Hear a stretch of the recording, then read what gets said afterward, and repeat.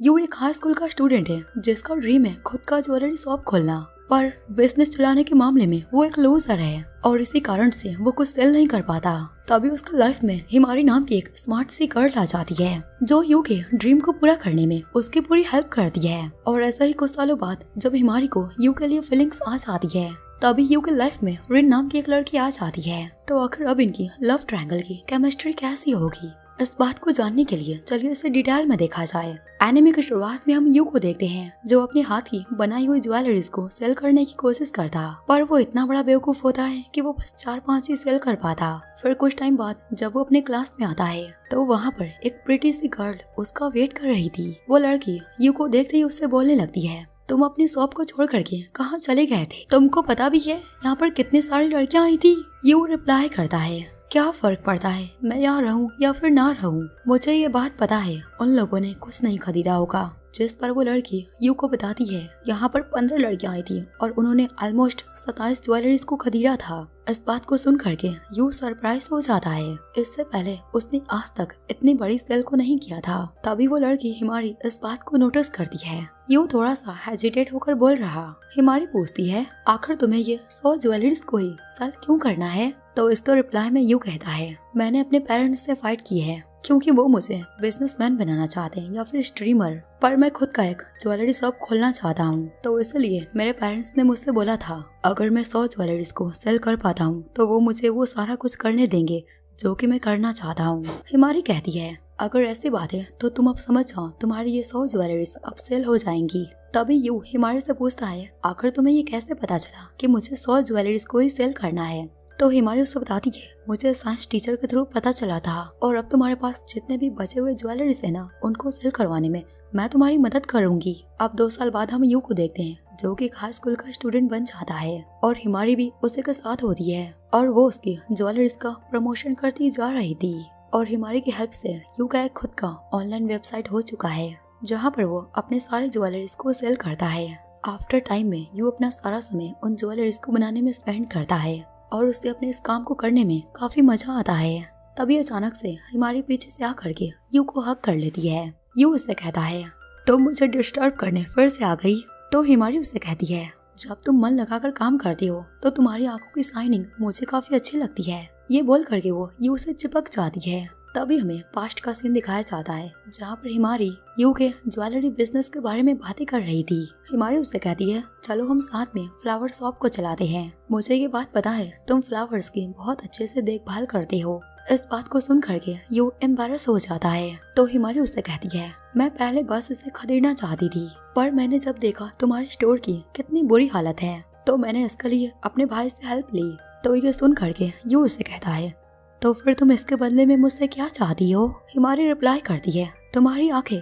ओ, जब तक तुम काम करती हो ना तो तुम्हारी आंखों से जो शाइनिंग आती है मैं ये चाहती हूँ इस चमक को बस मैं ही देख सकूं और कोई देख ना सके। और अब चलो साथ मिल करके बिल्कुल बेस्ट फ्रेंड्स की तरह काम करें। प्रेजेंट में यू हिमारी के साथ रेजिडेंट में होता है। यू उससे कहता है, तुम्हारा ब्रदर मुझे ब्रदर इन लॉ बोलता है तुम्हारी वजह से, जो तुम ये फालतू की बातों को बोलती रहती हो। अगर 30 साल की एज तक मैं अपना शॉप खोल नहीं पाया तो तुम मुझसे शादी करोगी? हिमारी रिप्लाई करती है, क्योंकि ना मेरा भाई तुमको काफी पसंद करता है और इसलिए वो तुम्हें मेरा हस्बैंड बनाना चाहता है। यू उसे रिप्लाई करता है, अरे ऐसे कैसे मैं किसी से शादी कर लूं? पहले मैं किसी को डेट करूंगा, लव क्या होता है इसको मैं समझूंगा, उसके बाद ही ना। उसके ऐसी बातों को सुन करके हिमारी कहती है, क्या बकवास है, तुम अब तक उस बचपन वाली क्रश पर ही अटके हो जिसकी हेल्प तुमने बचपन में की थी। तुम्हें रियल वर्ल्ड की लड़कियों पर फोकस करना चाहिए और पता नहीं तुम अब उससे मिल भी पाओगे या फिर नहीं। तो इस पर यू कहता है, तुम्हें अपने बारे में सोचना चाहिए ना कि मेरे बारे में। तुमने जिन जिन लड़कों के साथ डेट करके ब्रेकअप कर लिया वो सारे गुस्से में मुझे घूर कर देखते रहते क्योंकि उनके सामने तुम हमेशा मेरे बारे में ही बातें करती रहती। और क्या तुम सच में मेरे से शादी करने के लिए उतना टाइम तक वेट करोगी? हिमारी रिप्लाई करती है, शायद हाँ, या फिर मेरी फैमिली किसी एडल्ट आदमी से मेरी शादी करा दे। जो सुन करके यू को बुरा लगता है तो हिमारी लाउडली हंसने लगती है, तुम कितने बड़े बेवकूफ हो, तुमने सच मान लिया। तो यू काफी गुस्सा होकर के हिमारी से लड़ने लगता है। अगले दिन एक लड़का हिमारी के पास आकर पूछता है, क्या तुम यू के साथ डेटिंग कर रही? हिमारी उस लड़के को कुछ नहीं बताती और उसे वहाँ से भगा देती है। क्योंकि हिमारी को अपनी फीलिंग्स नहीं पता और ना ही यू को। हिमारी बस यू के साथ हमेशा बेस्ट फ्रेंड्स की तरह रहना चाहती। अगले सीन में हम यू को देखते हैं जो कि ड्रिंक्स को बाय कर रहा था। तभी वहाँ पर एक लड़की आ जाती है जिसने यू के हाथ के बनाए हुए ब्रेसलेट को पहना था। वो लड़की काफी प्रिटी भी थी। यू उसके ब्रेसलेट को क्लोजली देखता जा रहा था। तभी वो ब्रेसलेट नीचे गिर जाता है। अब ये देख करके वो लड़की बहुत सैड हो जाती है और रोने लगती है। यू उस लड़की के पास आकर कहता है मैं इसे ठीक कर सकता हूँ, पर वो लड़की यू को एक गंदा सा लड़का समझ करके उसे गुस्से में भगा देती है। यू घबरा करके वहाँ से भाग जाता।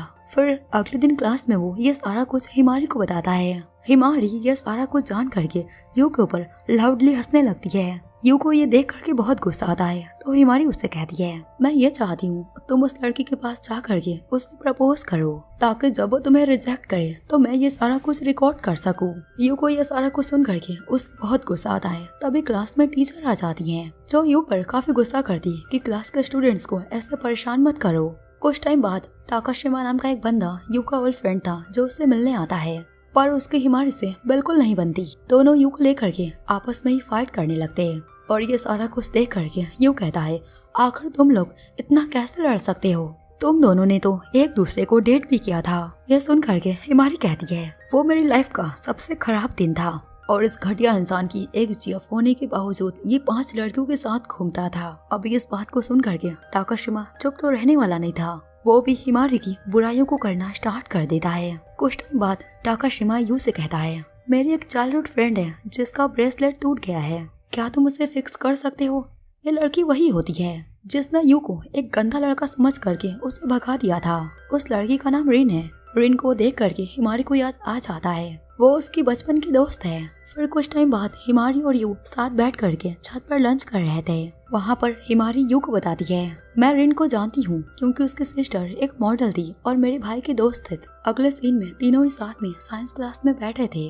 रिन अपना ब्रेसलेट यू को देती है। यू उसे क्लोजली देखता जा रहा था जो देख करके रिन को बहुत गुस्सा आता है और रिन उससे कहती है तुम अब ऐसा मत बोलना कि तुम उसको ठीक नहीं कर सकते। यू ये देख करके काफी डर जाता है तो वहाँ पर हिमारी कहती है रिन ऐसा मत करो, तुम उससे अभी मिलियो और अगर तुम ऐसा फेस बनाओगी तो वो काफी डर जाएगा। तुम लोग क्या बकवास कर रहे, मैं तो नॉर्मल सा फेस बना रही हूँ। तो हिमारी आईने में उसका फेस दिखाती है जो देख करके तो रिन खुद ही डर कर बेहोश हो जाती है। वो लोग तुरंत उसके पास आते हैं और उससे कहते हैं क्या तुम ठीक तो हो ना। रिन पागलों की तरह हरकतें करती जा रही थी। तुम अब ऐसा मत कहना कि तुम इसे ठीक नहीं कर सकते, तुमने बोला था तुमको इसे ठीक करना पड़ेगा। उसके ऐसे बर्ताव को देख करके यू अपने मन में कहता है ये लड़की तो एक नंबर की घमंडी है। और हिमारी डायरेक्ट उससे बोल देती है यार तुम बिल्कुल नहीं बदली, तुम पहले की तरह घमंडी हो। रिन को यह सुन करके बहुत गुस्सा आता है और वो हिमारी को एक ही हाथ से उठा लेती। तुम हमेशा मेरे काम के बीच में आती हो। तो फिर क्या था, दोनों की आर्गुमेंट्स बढ़ जाती है। यू उन दोनों को शांत करता है। इसके बाद यू हिमारी को एक जगह बैठा देता है और रिन के ब्रेसलेट को ठीक करना स्टार्ट कर देता है। रिन यू को क्लोजली देखती जा रही थी तो हिमारी उससे कहती है जब वो काम करता है ना तो वो अपना पूरा ध्यान अपने काम पर लगाता है। ऐसा ही काम करते हुए शाम हो जाती है। यू उसके ब्रेसलेट को ठीक करके उसको दे देता, पर दोनों ही लड़कियां उसके ऊपर हंसती जा रही थी क्योंकि उन्होंने यू के फेस को चेंज कर दिया था। इसके बाद यू अपने घर की ओर चला जाता है। हिमारी उससे कहती है हमारे साथ बस खोलो, लेकिन यू अकेला ही घर चला जाता है। तो इधर से रिन उससे कहती है तुम दोनों का आखिर रिश्ता क्या है। हिमारी उससे एक्सप्लेन करती हम लोग ना बेस्ट फ्रेंड्स हैं। तो रिन उससे पूछ लेती है क्या तुम उसके साथ डेट नहीं कर रही और डेट नहीं करना चाहती। तो इस पर हिमारी डायरेक्ट उससे कहती है क्या तुम उसके साथ डेटिंग करना चाहती हो। अब इस बात को सुन करके रिन पैनिक हो जाती है, शायद हम बस बेस्ट फ्रेंड्स ही बनकर रह पाएंगे। तभी रिन उससे कहती है हिमारी क्या तुम्हें किसी ने प्रपोज किया है और तुम उसका फेस भूल चुकी हो। तो हिमारी रिप्लाई करती है क्या तुम उस ऑनलाइन फ्रेंड की बात कर रही। तो इस पर रिन कहती है नहीं, उससे ज्यादा इम्पोर्टेंट, क्योंकि मेरी मॉम बताया करती थी जो काइंड पीपल्स बनाते हैं ना वो हमारे दिल को छू जाते हैं। हिमारी वहाँ पर रिन से कहती है अरे यार तुम क्या बोल रही, मुझको कुछ समझ नहीं आ रहा। और क्या तुम उस ऑनलाइन फ्रेंड की बात कर रही। तो रिन उससे कहने लगती है मैं उसको अच्छी तरीके से तो नहीं जानती, लेकिन मैं ये जानती हूँ वो हमारे आसपास ही है। तो इस पर हिमारी घबरा करके उससे पूछ देती आखिर तुम्हें कैसे पता। तो रिन तुरंत अपने मोबाइल में से निकाल करके उसकी फोटोज को दिखाती तुमने जो सारे ज्वेलरीज को पहना है उसको उसने ही बनाया था और मुझे लग रहा था वो हमारे आसपास ही है। हिमारी घबरा करके बोलती है हम बात कर सकते हैं। रिन बोलती है वो स्टोर जो तुम्हारी ज्वेलरीज को बनाता है ओ यू है ना, मैंने सही कहा ना। हिमारी अपने मन में कहती है, मैं बहुत घमंडी थी, मुझे लगा था यू को बस मैं ही जानती हूँ और हमारी फ्रेंडशिप सभी से बढ़कर हो। जिसके बाद हम यू को देखते हैं जो अपने घर में अपनी बहन से बात कर रहा था। यू की बहन उससे बोलती है, तुमसे किसी लड़की ने अपना ब्रेसलेट ठीक करवाया, ये तो तुम्हारे लिए फायदे की बात है। तो यू बोलता है, इसमें मेरा क्या फायदा।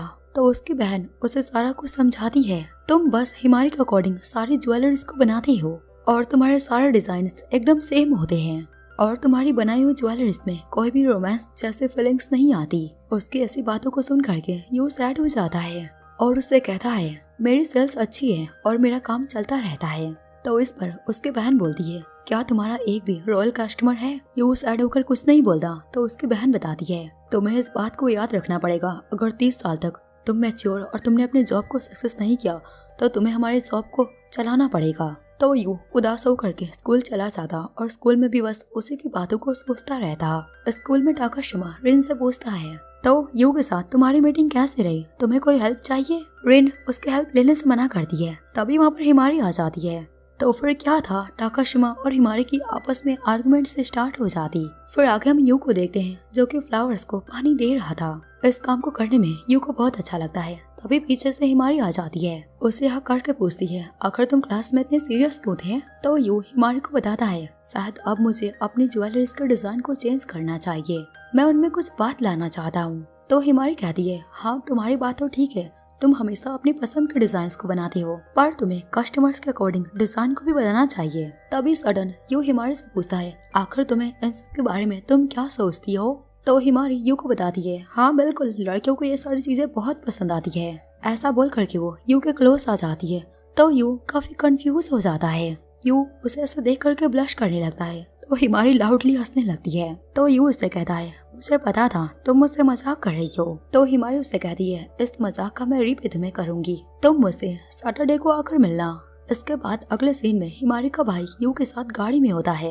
यू उसे कहता है, आखिर हिमारी ने तुमको क्यों भेजा। तो हिमारी का भाई उसे बताता है, मैं अपने ब्रदर इन लॉ को पिक करने से कभी मना नहीं कर सकता। अब यू को ड्रॉप करने के बाद उसका भाई जाने लगता है, बट जाने से पहले उसे कहता है, मुझे कुछ बंदों को मारना है तो मैं जा रहा। यू अपने मन में कहता है, जो मैंने अभी सुना वो बिल्कुल नॉर्मल नहीं था। तभी वहाँ पर हिमारी आ जाती है और यू को क्लोजली देखते हुए कहती है, आखिर तुमने ऐसे बोरिंग से कपड़ों को क्यों पहना है, मैंने तुमको बोला था ना आज हमारे साथ एक स्पेशल गेस्ट भी है। तभी वहाँ पर रिन आ जाती है, जिसके बाद सभी साथ बैठ करके बातें करते। हिमारी यू से कहती है, आखिर तुमने अपने नया ज्वेलरी डिजाइन के लिए क्या सोचा। यू उसे रिप्लाई करता है, मैंने अभी कुछ नहीं सोचा है। तो हिमारी उससे कहती है, तुम बहुत लकी हो क्योंकि आज से रिन तुम्हारी नई मॉडल बनेगी। इस बात को सुन करके यू बहुत शॉक्ड हो जाता है और हिमारी से कहता, ये सब बहुत जल्दी नहीं हो रहा।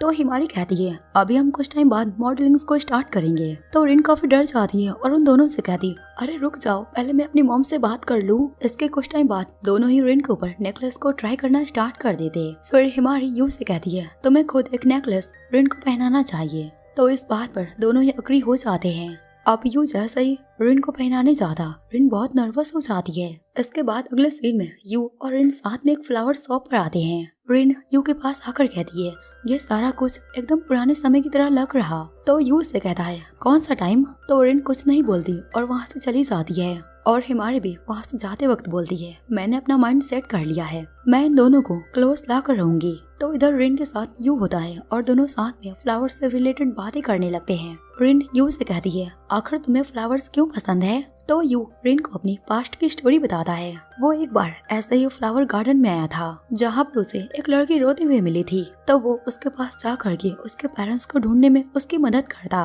और एक प्यारा सा रेड फ्लावर उसे खरीद कर देता, जो फ्लावर वो अपने बालों में लगा लेती है। और तभी से यू को फ्लावर्स बहुत पसंद है। तो इस पर रिन उससे बोलती है, वो फ्लावर बहुत बड़ा सा था और बहुत सुंदर सा था, मुझे अपने बाल बिल्कुल पसंद नहीं थे, बट उसको लगाने के बाद मुझे अच्छा लग रहा था, इसलिए मैं उसे लगाती गई। और जब से तुमने मुझे वो फ्लावर दिया था, मुझे अपने बाल पसंद आ गए थे। उसकी सारी बातों को सुन करके यू शॉक्ड हो जाता है। बचपन में वो जिस लड़की से मिला था वो कोई और नहीं बल्कि रिन थी। वो बहुत खुश हो जाता है। इसके बाद अगले सीन में यू हिमारी को कॉल करता है, लेकिन हिमारी फोन को पिक नहीं कर रही थी। तभी रिन उसके पास आ जाती है और यू से उसका नंबर मांगती। दूसरी ओर हमें हिमारी को दिखाया जाता है जो कि घर आ चुकी थी, जो बहुत गुस्सा हो चुकी थी और उसने अपना मोबाइल फेंक दिया था। वो अपने मन में कहती है वो उन दोनों को क्लोज लाना चाहती थी, बट इसमें उसकी कोई जरूरत नहीं हुई। यू की आंखों में एक अलग सी चमक आ जाती है जब वो रिन के साथ होता है। तो गाइस, इसी के साथ इस लेटेस्ट एनिमे का ये पार्ट यहीं पर खत्म हो जाता है। अगर आपको इसकी स्टोरी पसंद आई तो फिर आप इसको लाइक कर देना। तो फिर मिलते हैं किसी बढ़िया से एनिमे को लेकर के, तब तक के लिए सायोनारा।